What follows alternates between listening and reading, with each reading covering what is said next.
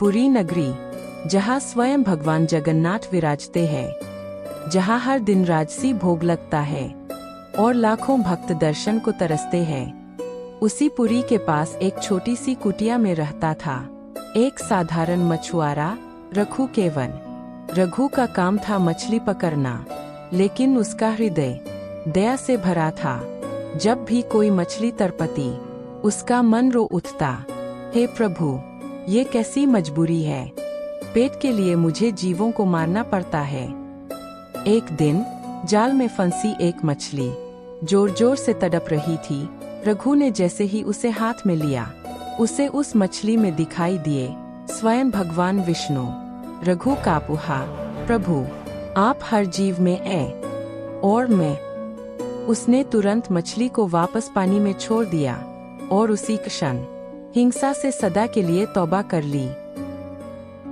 अब रघु का जीवन बदल चुका था। न कोई लालच, न कोई भय, बस एक ही नाम, नारायण। नारायण दिन रात भक्ति में लीन रहने लगा और धीरे धीरे लोग उसे सिद्ध महात्मा कहने लगे। उधर मंदिर में राजसी भोग सज चुका था, पर अचानक भोग मंडप के दर्पण में भगवान का प्रतिबिंब गायब हो गया।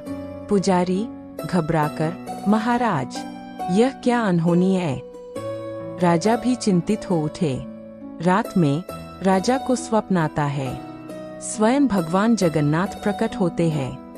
भगवान, राजन, मैं मंदिर में नहीं हूँ, मैं तो अपने प्रिय भक्त रघु के घर उसके प्रेम से बंधकर भोजन कर रहा हूँ।